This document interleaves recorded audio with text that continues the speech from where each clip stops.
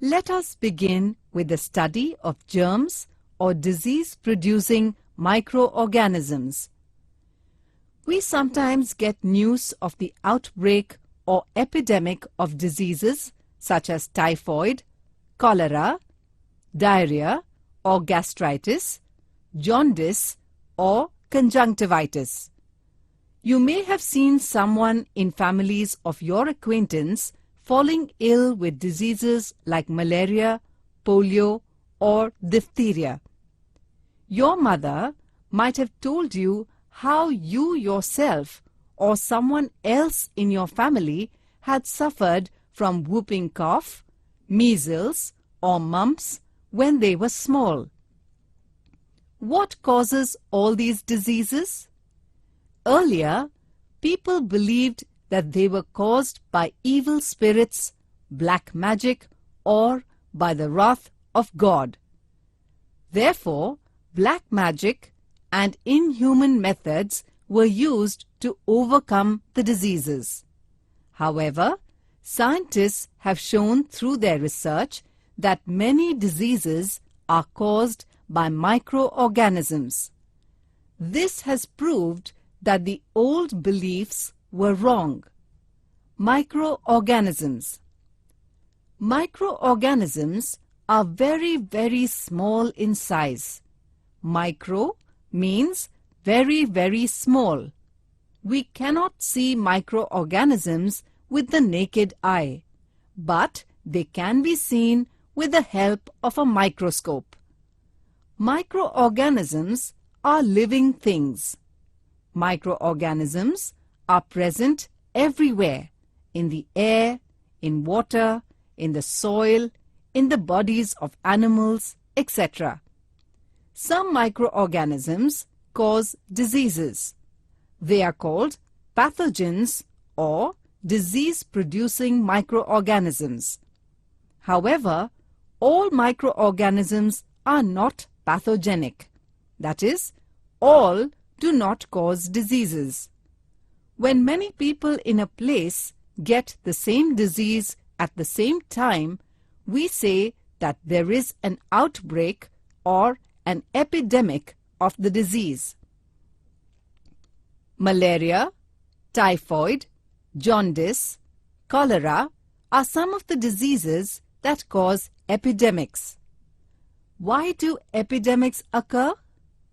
People who spend a lot of time with those who are suffering from tuberculosis or diphtheria are likely to get the disease too.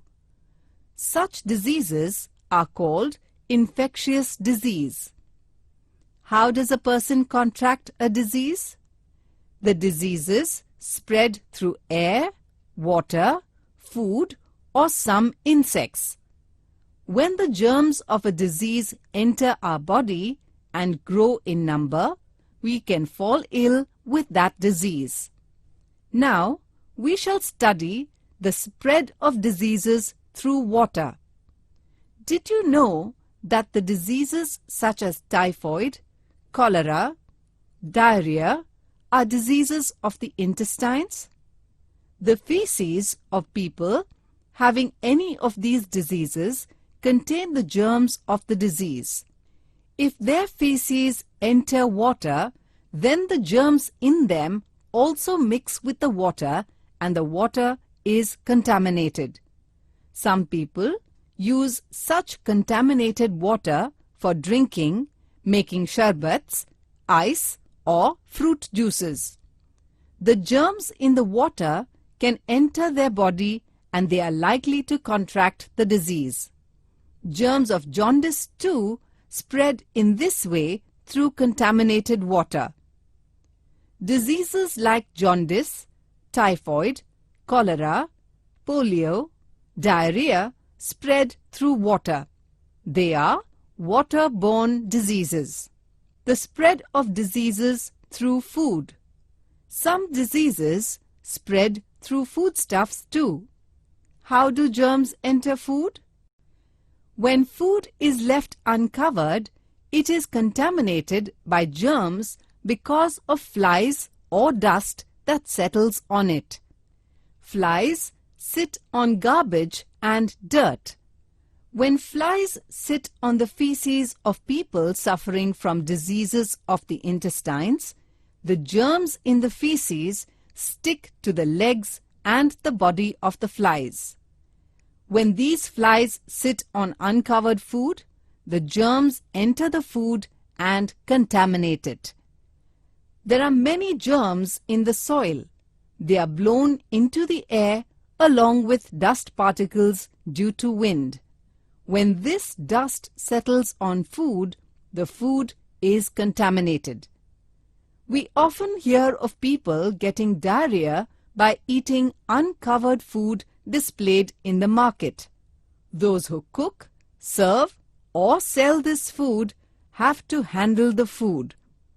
If some of them have intestinal diseases, and if they don't wash their hands clean after going to the toilet, the germs of the disease are likely to be present on their hands and under their nails.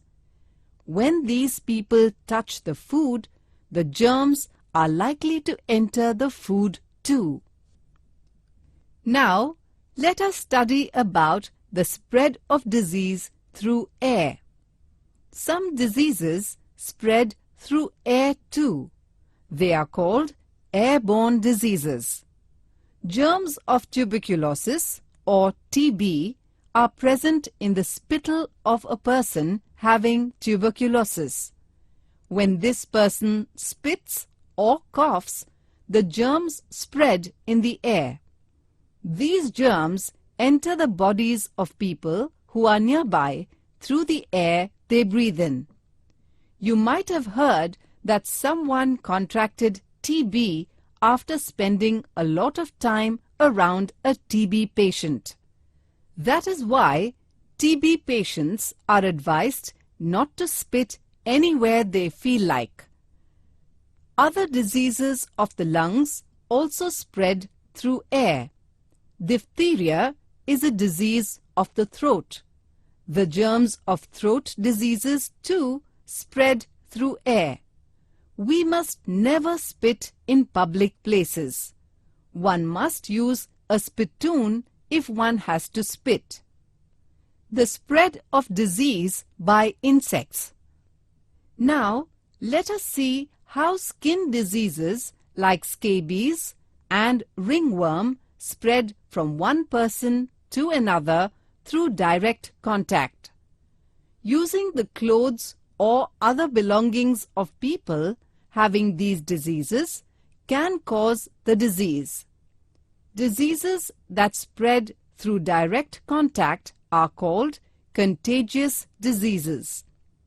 You know that we can get malaria if the female of Anopheles mosquito bites us.